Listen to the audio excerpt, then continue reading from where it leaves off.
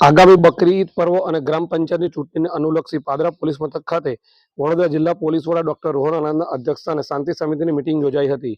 યોજાયેલ મિટિંગમાં વડોદરા ગ્રામ્ય નાયબ પોલીસ અધિક્ષક મિલન મોદી સહિત એસઓજી એલસીબીના પીઆઈ સહિત પાદરા પોલીસ મથકના પીઆઈ વીએ ચારણ ખાસ ઉપસ્થિત રહ્યા હતા.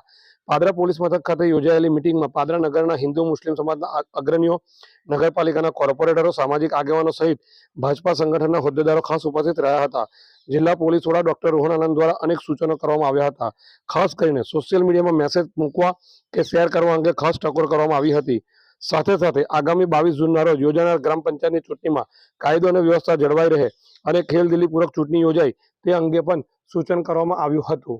રોજ પાદરા પોલીસના પ્રાંગણમાં પાદરા શહેર અને ગામના લોકો સાથે ચર્ચા કરવામાં આવેલું, જેમાં જે આવનાર બકરીદનો તહેવાર છે અને પંચાયતની ચૂંટણીઓ છે, આ બાબતમાં શું કરવું શું નથી કરવું એ વિગતવાર ચર્ચા કરવામાં આવી.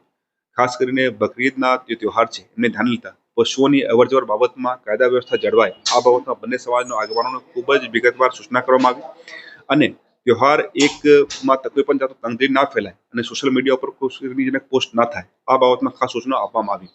અને સાથે સાથે જે પંચાયતની ચૂંટણી 22 તારીખમાં યોજવામાં આવનાર છે આ બાબતમાં કોઈ પણ જાતનો કાયદા વ્યવસ્થા ના ઢોળવામાં નહીં આવે આ બાબતમાં ખેલદિલી સાથે એમાં જોડાવાનું બધા લોકોને અપીલ કરવામાં આવી.